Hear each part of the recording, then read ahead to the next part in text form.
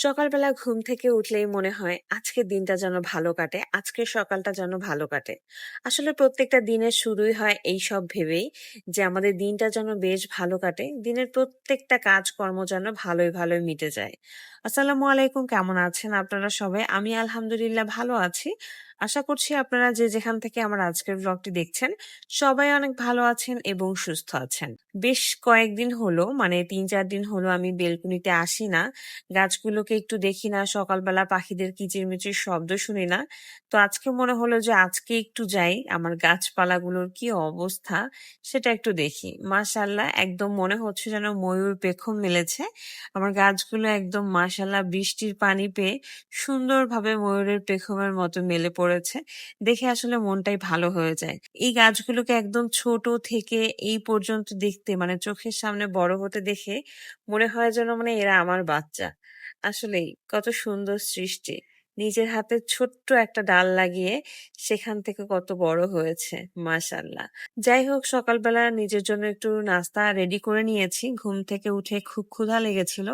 তো ভাবলাম আজকে কি খাওয়া যায়? পরে মনে হলো আজকে একটু মুড়ি ভাজা করে খাই। চা দিয়ে, যেহেতু সকালবেলা ভীষণই গলাটা বসে থাকে। ঠান্ডা, ঠান্ডার একটা অবস্থা থাকে, যেহেতু ঠান্ডা এখনো পুরোপুরি কমেনি। তো ভাবলাম চা খাবো, যেহেতু শুধু চা খাওয়া তো সকাল, সকাল ঠিক হবে না। তো অল্প একটু মুড়ি ভেজে নেই। তাই একটু মুড়ি ভেজে নিয়েছি এবং তাই মুড়ি দিয়ে চা দিয়ে খেয়েছি। মানে খুব ভালো লেগেছে। আসলে আমার এই যে সকালবেলা আদা চা খেতে ভীষণই ভালো লাগে। আমার দুধ চায়ের থেকে হচ্ছে আদা চাটা বেশি ভালো লাগে।